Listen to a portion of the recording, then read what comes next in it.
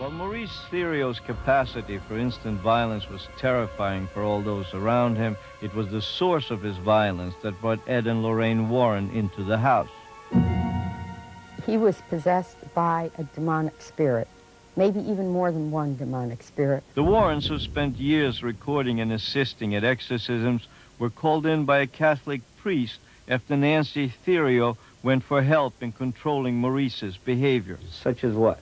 Movement of objects, sounds, bleeding from Maurice's eyes from no natural causes, crosses appearing on his body.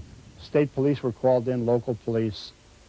They found Maurice on the floor in the bathroom, and while there, they had seen phenomena occurring around Maurice, the bleeding from the mouth, the eyes, French-Canadian messages appearing on his back.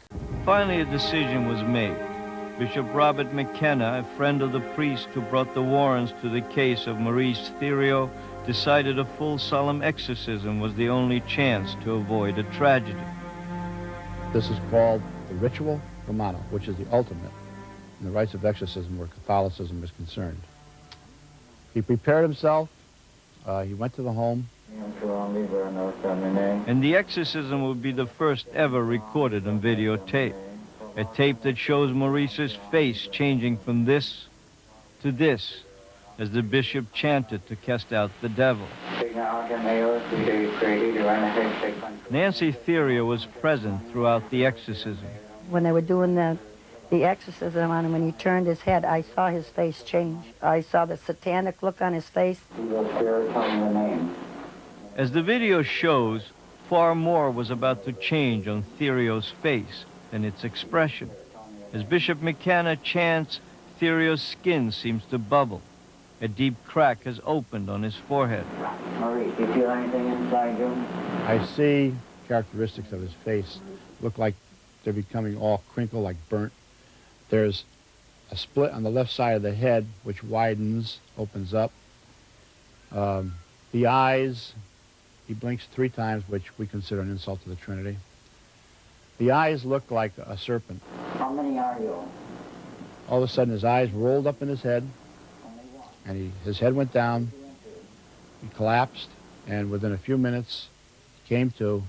The first thing he asked for was Nancy, his wife. This exorcism took place on the day after Easter 1985, and for several years, Maurice Theriault seemed to become normal again. Things seemed to be going good. In fact, he wasn't even as mean as he used to be. He was easygoing. He was easygoing and everything. But about a year ago, Ed Warren received an ominous call from Nancy Theriault. And she said, Ed, I have to speak with you. And she said, Maurice is going back into his old ways again. Blood is coming out of his eyes. He's doing things that he shouldn't be doing. He's threatening people. It was the beginning of the final tragic possession of Maurice. Do you ever dream about him? I haven't had one dream about that man since this happened. I'm sorry that he had to die. I mean, I didn't want him to die. All I wanted to do was leave me alone. But I'm glad he's gone. I'm glad he's gone.